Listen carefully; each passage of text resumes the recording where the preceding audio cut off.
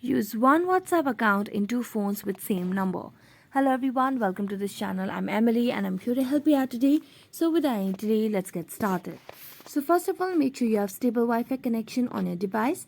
After that, launch the WhatsApp application. Make sure you're logged into your account.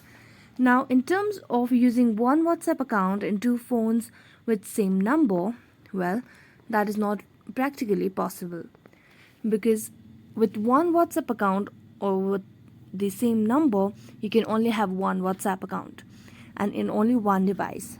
You can link other devices with other numbers, but you'll not be able to use one WhatsApp account in two phones with the same number. So here at the top right, you can see the three dotted lines. Tap on settings and then here tap on account. So here you can either add your account or change the number, but you'll not be able to do other than that. So that's it. Thank you so much for watching this video. See you next time.